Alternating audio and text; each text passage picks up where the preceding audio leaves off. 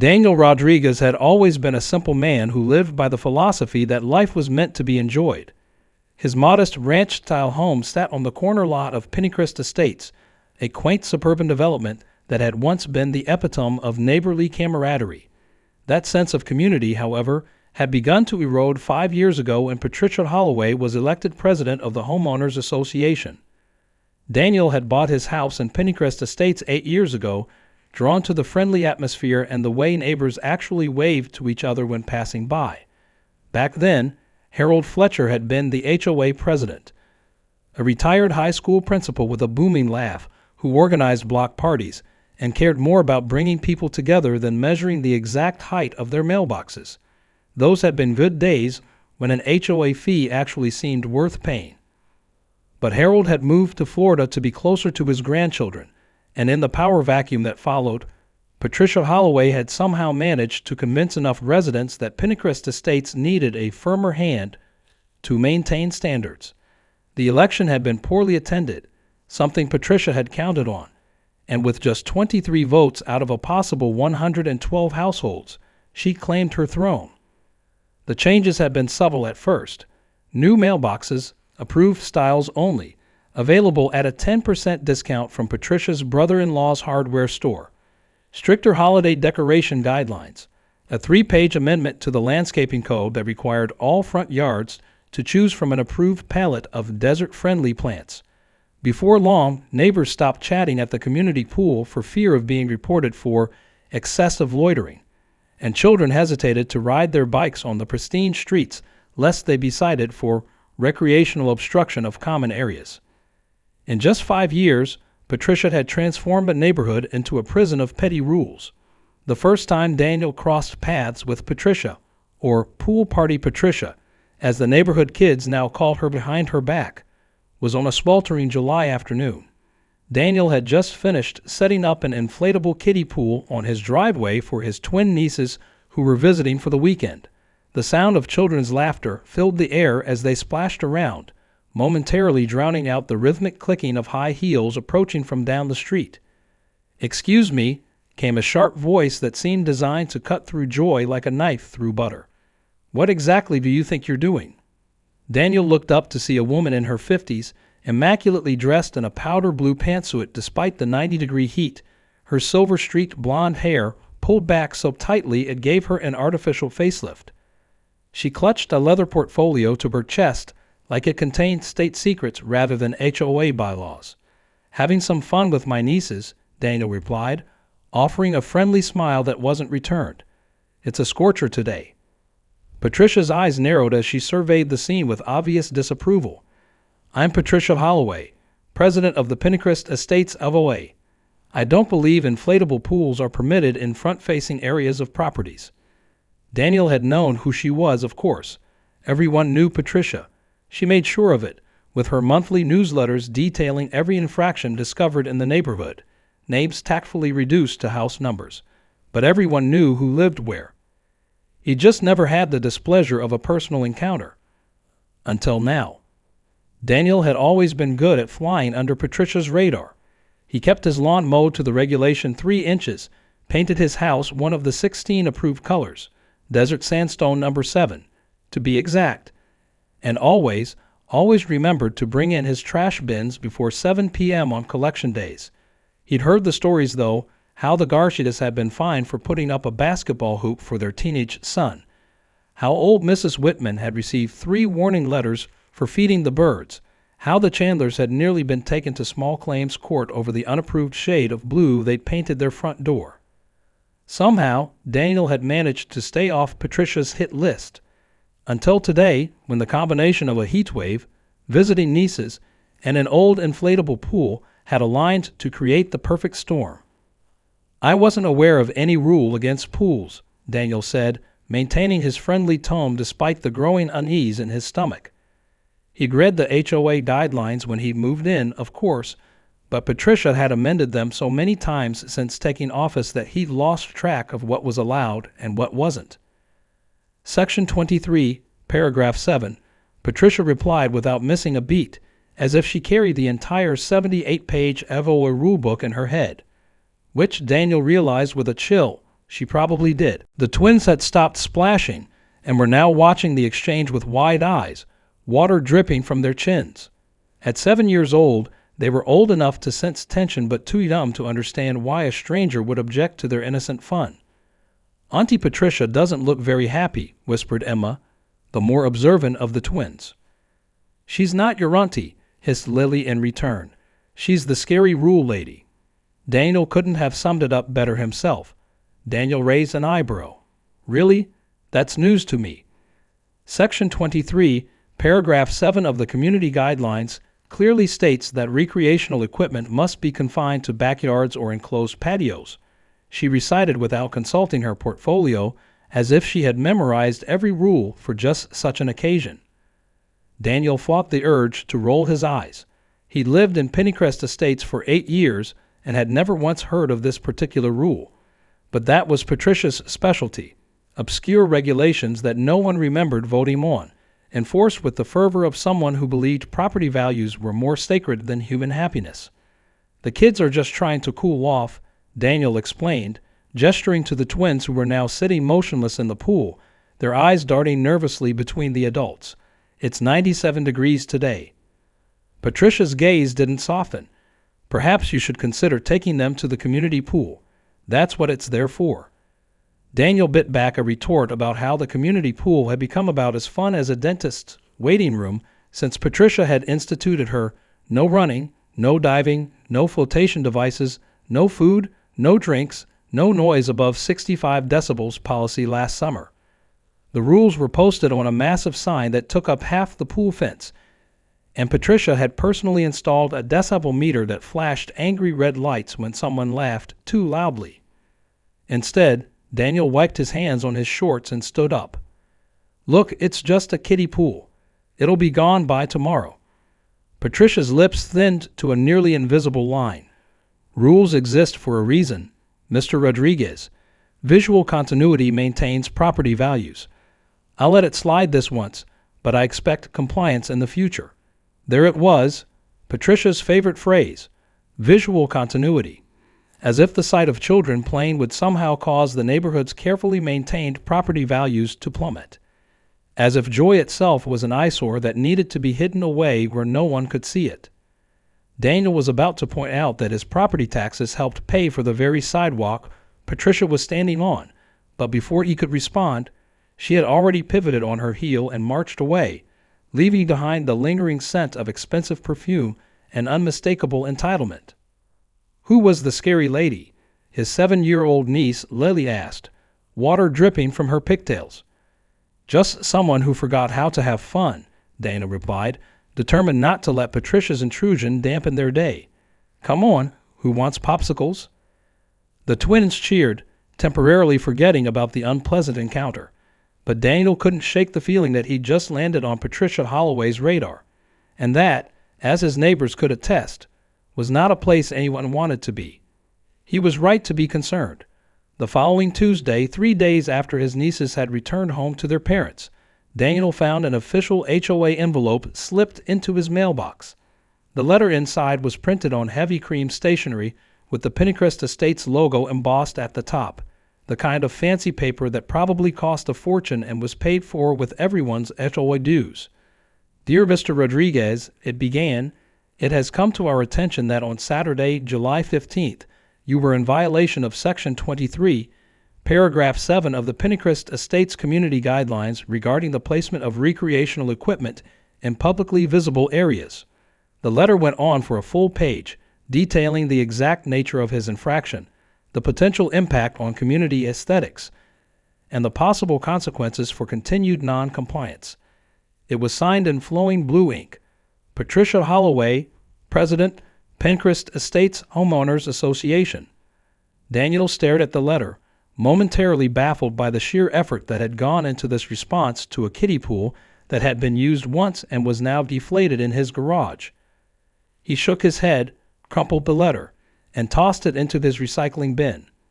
Life was too short to worry about Patricia Holloway and her ridiculous rules. But that initial encounter was just the beginning of what would become a relentless campaign of harassment.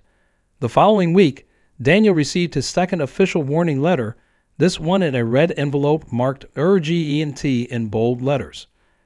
The tone was significantly less cordial, citing continued willful disregard for community standards and mentioning potential fines of up to $100 per day for future violations. Daniel was genuinely confused. He hadn't used the pool since his nieces left. What continued violation was Patricia talking about? He walked around his own property, trying to see it through Patricia's critical eyes. Was his lawn a quarter-inch too high? Was his mailbox leaning 2 degrees off-center? Had he accidentally left his garbage bin visible from the street? The third letter arrived 3 days later, and this time Daniel's blood ran cold. Attached to the now familiar cream stationery was a grainy photo of his driveway, clearly showing the kiddie pool with his nieces splashing in it.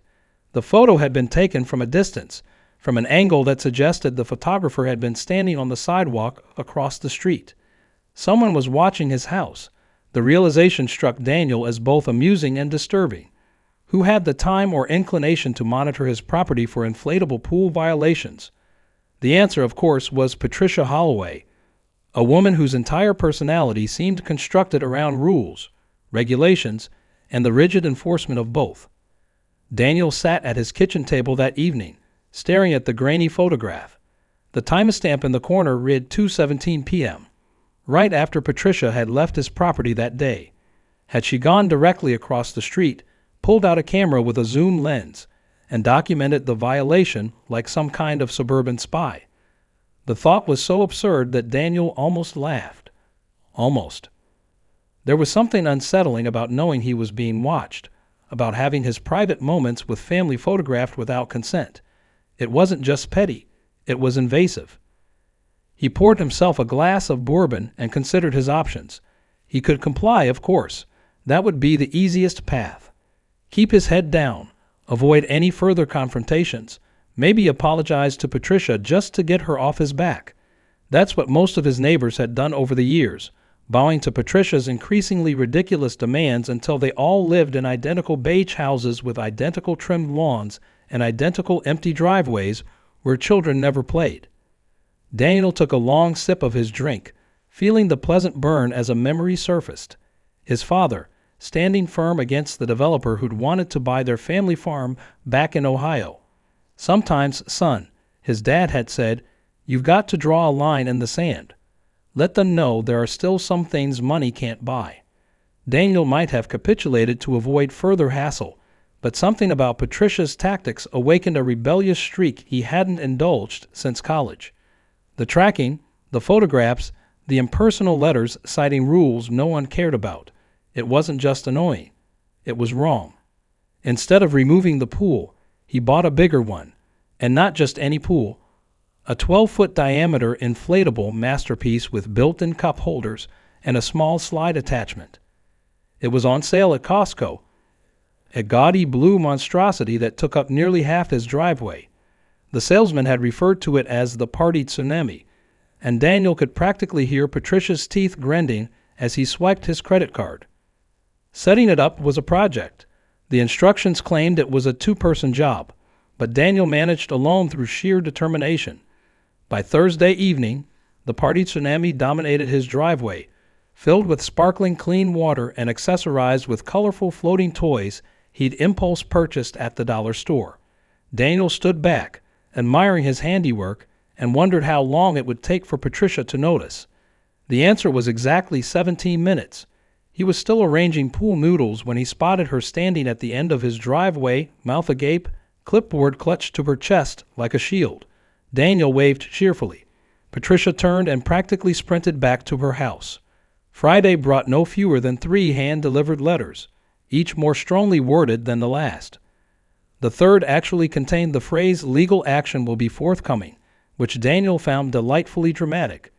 He placed it on his refrigerator with a magnet shaped like a flamingo, another HOA violation, as lawn ornaments of the tropical variety were specifically banned in the Pinecrest Estates Guidelines, Section 17, Paragraph 3. But Daniel wasn't done. If Patricia wanted a war, he'd give her one, except his would be fought with joy, community, and flagrant disregard for the killjoy atmosphere she cultivated. On the first Saturday of August, Daniel sent out group texts to his closest neighbors. Driveway pool party, 2 p.m. Bring the kids and something to grill. He wasn't sure anyone would come. After 5 years of Patricia's reign, most of Pinecrest Estates had retreated behind closed doors, keeping their heads down and their personalities hidden. But to Daniel's surprise, responses trickled in throughout the day. "We'll be there," from the Johnsons, whose teenage son had been reprimanded last month for skateboarding on the sidewalk. Bringing potato salad and beer from Mike Donovan, who'd recently resigned from the HOA board after a heated argument with Patricia about holiday decorations. "Can I bring my sisters?" from 10-year-old Tyler across the street, whose chalk art had been power washed away by an HOA maintenance crew last summer after Patricia declared it unsightly pavement graffiti. By 2:30, his driveway had transformed into the neighborhood hotspot. Children splashed in the pool while parents chatted and grilled burgers on a small portable barbecue. Someone brought a Bluetooth speaker, and the sounds of summer hits mingled with laughter and conversation. For the first time in years, Pinecrest Estates felt like a community again. Mrs. Fitzgerald, an elderly woman who'd lived in the neighborhood since before it had an HOA, settled into a lawn chair with a glass of lemonade and a wide smile. "Reminds me of the old days," she told Daniel as he flipped burgers, "before that woman took over and sucked all the fun out of this place." Daniel was about to respond when he spotted Patricia across the street, phone pressed to her ear, her face contorted with indignation. He waved cheerfully. She turned away. "You know she's calling the HOA enforcers, right?" said Mike Donovan, Daniel's next-door neighbor and a recent HOA board defector. Daniel shrugged. "Let her. We're not doing anything wrong." "Except violating about 6 different HOA rules," Mike said with a grin, taking a long pull from his beer. "Unauthorized gathering in a visible area, recreational water feature in the front of the property, noise exceeding acceptable levels, temporary cooking equipment visible from the street." He ticked the violations off on his fingers. "And having fun," Daniel added. "Don't forget that one. It's Patricia's most enforced rule." Mike laughed, raising his beer in a toast. "To breaking the rules, then." Daniel clinked his bottle against Mike's, watching as more neighbors arrived, tentatively at first and then with growing confidence. Something was happening here, something more significant than a pool party. It was as if the neighborhood was collectively remembering what community actually meant.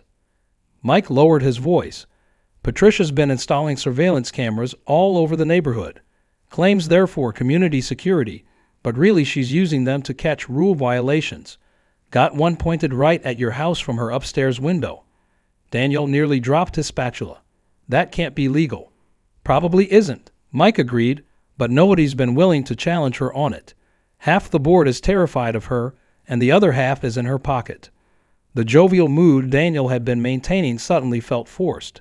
He glanced toward Patricia's house, a pristine 2-story colonial with manicured hedges and not a garden gnome in sight. The second-floor window facing his property had its curtains partially drawn, but now that Mike had pointed it out, Daniel could see something dark and lens-shaped positioned in the gap. "Jesus," Daniel muttered. "She's actually spying on me." Mike nodded grimly. "Not just you. She's got the whole neighborhood under surveillance." "And everyone just accepts this?" Daniel asked, struggling to comprehend how things had gotten this far. Mike took a long swig of his beer before answering. "It happened gradually. First, she installed cameras at the neighborhood entrances to monitor for suspicious activity," she said. "Most people thought that was reasonable. Then came the cameras around the community pool and playground, supposedly to protect our children. Again, hard to argue against that. But at some point she crossed the line from community safety to," Daniel trailed off. "Personal power trip?" Mike suggested. "Yeah, that happened last year when she started putting up cameras specifically aimed at certain houses. People she didn't like. People who questioned her authority." "How many cameras are we talking about?" Daniel asked, suddenly feeling exposed. "At least 6 that I know of," Mike replied, taking another swig of his beer. "One at each entrance to the neighborhood, one overlooking the community pool, and," he hesitated, 3 pointed at specific houses, yours included. Daniel felt a chill despite the summer heat, so every time I step outside, she's watching me. Mike nodded grimly. She keeps a log. Dates, times, violations. Uses it to build cases against people she doesn't like. Last month, the Hendersons got fined because their teenage son washed his car in the driveway instead of taking it to a commercial car wash. Patricia had a 2-minute video of it. And nobody's called her out. Daniel asked incredulously. People move out instead, Mike said, gesturing to an empty house across the cul-de-sac. The Paddles left after Patricia harassed them about their garden gnomes, said it wasn't worth the fight. Daniel looked around at the children splashing in his pool, the neighbors laughing and enjoying themselves. Well, he said, determination hardening his voice, I'm not going anywhere. I was hoping you'd say that, Mike replied with a growing smile. Patricia's gotten away with this crap for too long.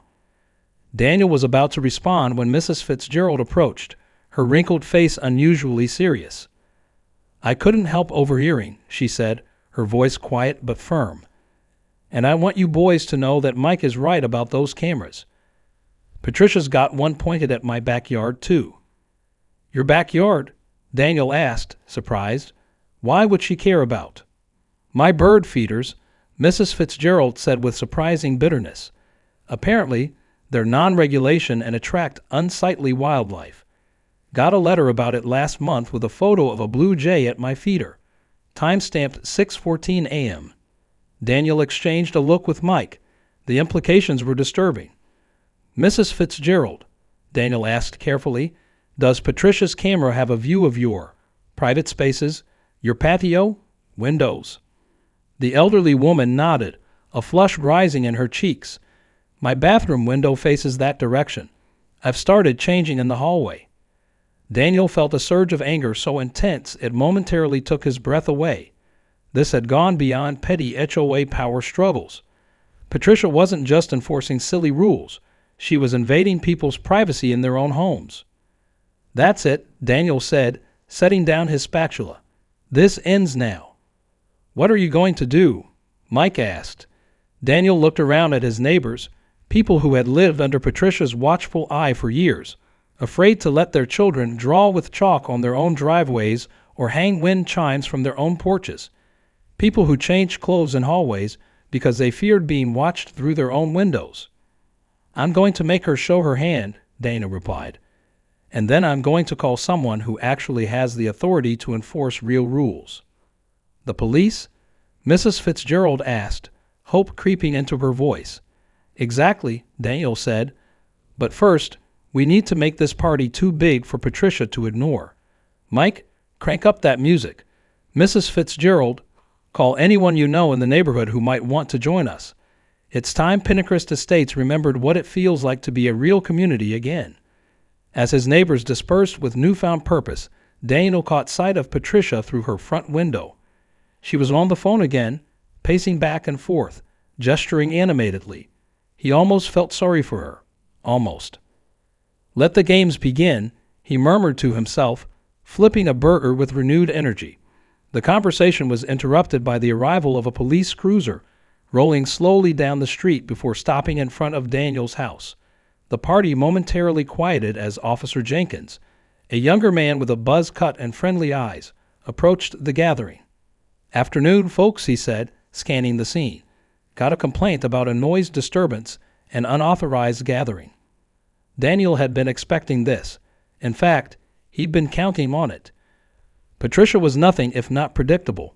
Faced with a direct challenge to her authority, she would escalate to whatever level she deemed necessary. Daniel had just been waiting to see how far she would go. Officer, Daniel said, stepping forward with an easy smile. I'm Daniel Rodriguez. This is my home. Is there a problem? Before Officer Jenkins could respond, Patricia appeared as if summoned by the police presence, materializing beside the officer with a triumphant smirk. She wore a different pantsuit today, navy blue with subtle pinstripes, but the same expression of righteous indignation she always carried like an accessory. As I was explaining on the phone, officer, she began, her voice carrying across the suddenly quiet gathering. This unauthorized event violates multiple HOA regulations and is disrupting the peace of our community." Officer Jenkins glanced at the children playing in the pool, the adults chatting quietly, and the modest speaker playing music at a reasonable volume. "Ma'am, I'm not seeing any noise ordinance violations here." Patricia's smile faltered slightly, as if she hadn't expected to be contradicted. She straightened her spine and adjusted her grip on her ever-present clipboard. "Well, perhaps the noise isn't the primary issue, but there are numerous HOA violations occurring. The pool, the gathering, Ms. Holloway."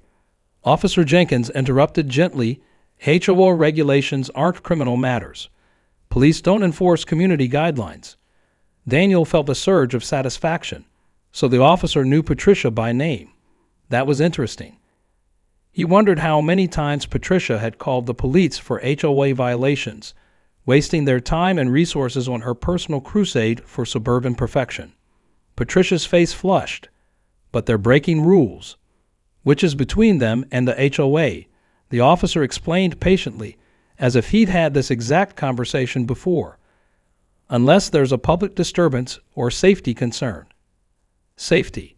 Patricia latched onto the word like a lifeline, her eyes lighting up with renewed purpose. "Yes, it's a safety issue. An unsupervised pool. I count at least 6 adults actively watching those children," Officer Jenkins observed, scanning the area with professional assessment. "And they're all within arm's reach of an adult." Patricia's mouth tightened. This wasn't going according to her script. "Unauthorized cooking equipment. Looks like a standard propane grill to me. Perfectly legal," the officer countered, the barest hint of amusement creeping into his professional demeanor. "Parking violations. All vehicles appear to be properly parked."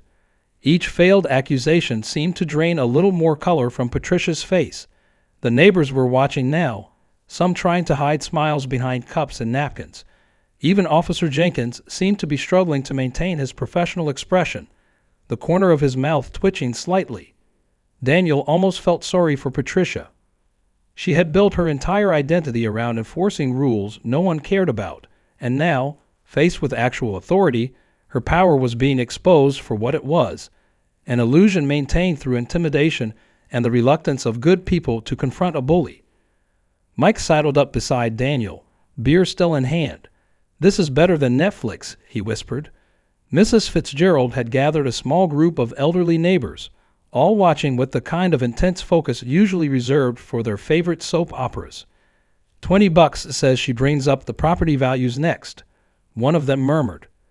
As if on cue, Patricia launched into a new line of attack. "Officer, surely you understand the impact of such gatherings on our community standards. The property values in Pennycrest Estates." "Ma'am," Officer Jenkins interrupted, his patience visibly wearing thin, "property values are not a police matter either.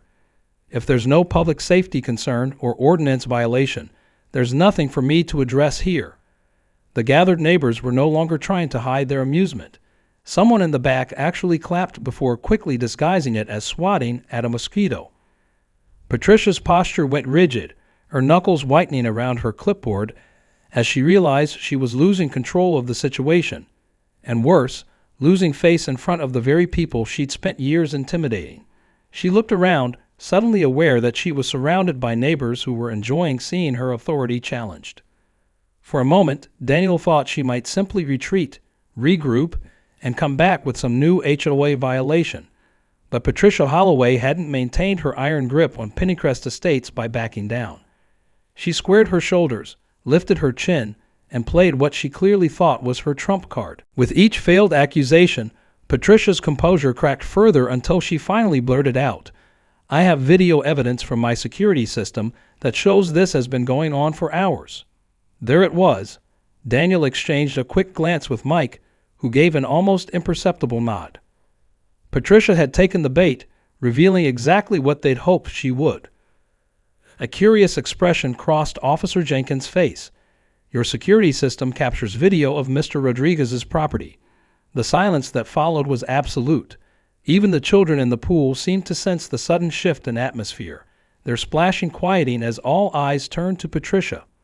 The triumphant expression on her face flickered, then faltered as she realized her mistake too late. Well, for security purposes.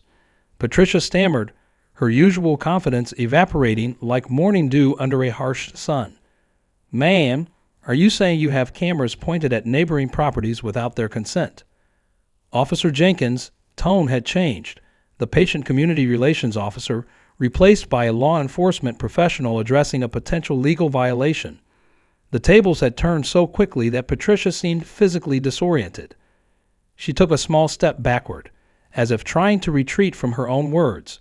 Therefore community safety.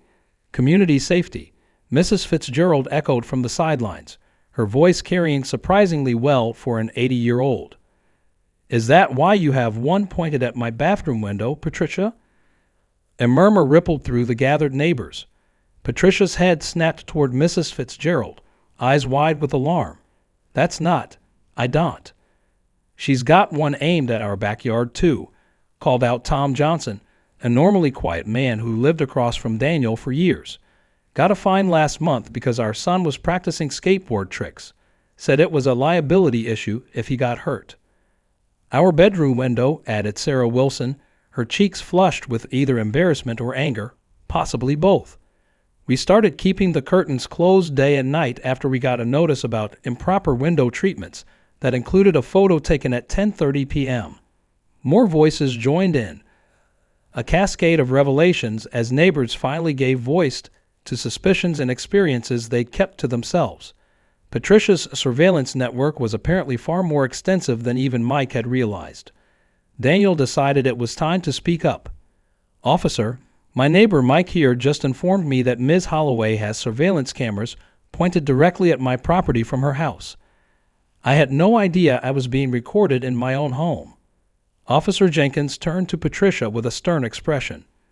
Ms. Holloway, are you aware that in this state, it's illegal to conduct video surveillance of private property areas where residents have a reasonable expectation of privacy? Patricia's mouth opened and closed like a fish out of water. Her clipboard, normally clutched to her chest like armor, now hung limply at her side.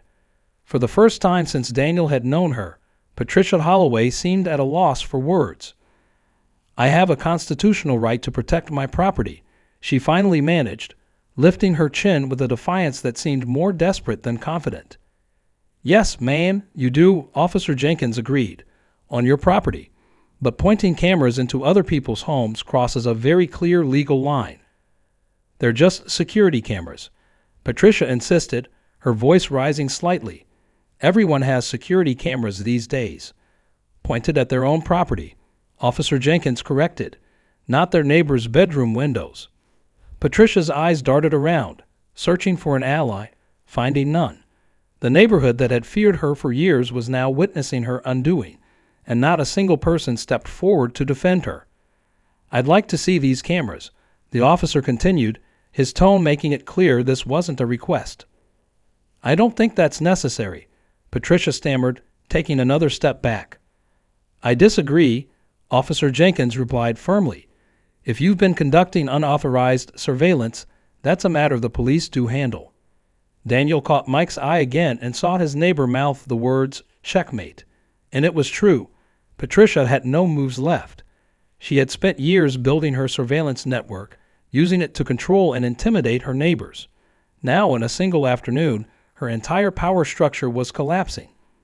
Fine, Patricia said, her voice tight with suppressed anger. But this is completely unnecessary. I've done nothing wrong. Let's let the law determine that, Officer Jenkins replied, gesturing toward Patricia's house. Shall we? As Patricia led the officer toward her home, her shoulders stiff with indignation, the party guests erupted into hushed conversations. Mrs. Fitzgerald made her way to Daniel's side, her eyes sparkling with an energy he hadn't seen in the elderly woman before. You planned this, didn't you? She asked, a smile playing at the corners of her mouth. Daniel shrugged, trying to look innocent. Let's just say I had a feeling Patricia might overplay her hand if given the right opportunity. Well done, young man, Mrs. Fitzgerald said, patting his arm. Well done indeed. The pool party guests had gone silent, all eyes fixed on the unfolding drama. Patricia looked around desperately, as if searching for an ally, but found only curious and accusatory stares. Her shoulders slumped in defeat. "Fine," she hissed, "but this is a gross overreaction to a community safety measure." What followed was almost surreal. While the pool party continued, Officer Jenkins accompanied a protesting Patricia back to her house. From Daniel's driveway, they could see the officer examining the upstairs windows with growing concern. "Did you know about the cameras?" asked Mrs. Fitzgerald, an elderly woman who'd lived in the neighborhood since before Patricia's reign. "Mike just told me today," Daniel replied, watching as Officer Jenkins appeared to be taking photos of something inside Patricia's house. "She's had them up for at least 2 years," Mrs. Fitzgerald confided. "I caught a man installing one pointed at my backyard. Patricia said it was for security, since I live alone, but it always felt wrong." Others began to share their stories. The Johnsons had received a violation notice for leaving their garage door open while unloading groceries at night when no one should have been able to see it. The Wilsons had been fined for their dog relieving itself on their own lawn because it was visible from the street, except it had happened at 5 a.m. when most people were asleep. An hour later, after the burgers were gone and the kids had pruned fingers from too much pool time, Officer Jenkins returned, this time with a citation book in hand. "Mr. Rodriguez," he said with professional courtesy, "I wanted to let you know that Ms. Holloway has been issued citations for illegal surveillance and invasion of privacy. She had 4 cameras specifically positioned to monitor neighboring properties, including your backyard and bedroom windows." A collective gasp rose from the gathered neighbors. "She'll need to remove those immediately," the officer continued, "and there will be a court hearing to determine any further penalties. In the meantime, you might want to consider filing a restraining order."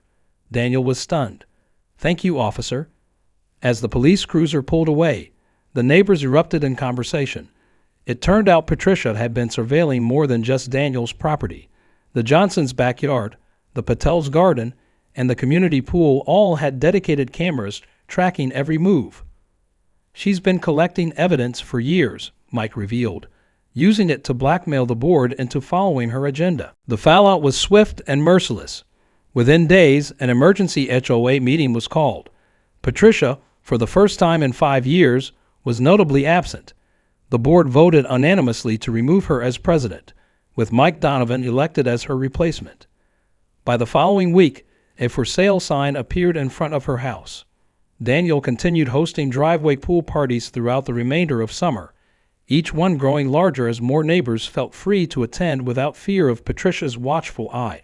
The HOA, under new leadership, even officially amended its rules to permit reasonably sized recreation equipment in visible areas between the hours of 9 a.m. and 8 p.m. "You know, you really started something here," Mike told Daniel during the Labor Day weekend pool party, now an official neighborhood event. "People are talking to each other again. Kids are playing outside. Mrs. Fitzgerald hasn't been this social in years." Daniel grinned, watching as 3 elderly ladies sat with their feet in the pool, colorful drinks in hand. All it took was one inflatable pool and a psychotic HOA president with illegal surveillance cameras. 2 months later, as Daniel was deflating the pool for the season, the nights were getting too cool for swimming. A moving truck appeared in front of Patricia's house. He watched as box after box was loaded in, wondering if she'd learned anything from the experience. Just as he finished packing away the pool, he spotted Patricia emerging from her house, directing the movers with the same imperious attitude she'd always displayed. Their eyes met across the street. Daniel waved. To his surprise, Patricia gave a stiff, almost imperceptible nod before quickly looking away. It wasn't much, but in Daniel's book, it was progress. The following spring, Daniel installed a permanent above-ground pool in his backyard because some rules did make sense after all. He still hosted parties, though, and the neighborhood had never been more closely knit. The new HOA president, Mike Donovan, focused on building community rather than policing it. As for Patricia, rumor had it she'd moved to a non-HOA neighborhood outside the city. Sometimes, when the summer heat turned sweltering and kids splashed happily in pools across Pennycrest Estates, Daniel wondered if Patricia ever thought about the surveillance cameras that cost her not just her position, but her community. And occasionally, when he was feeling particularly philosophical, he'd raise a glass to pool party Patricia, the woman who, in her misguided attempt to control everything around her, inadvertently taught an entire neighborhood the true meaning of community. The end of Patricia's reign had marked the beginning of something beautiful at Pennycrest Estates. The HOA still existed, but it now served the community rather than ruling it. And every summer, the neighborhood celebrated with a driveway pool party day, a holiday that had its own ironic place in the very rule book Patricia had once wielded like a weapon. Life, as Daniel had always believed, was indeed meant to be enjoyed.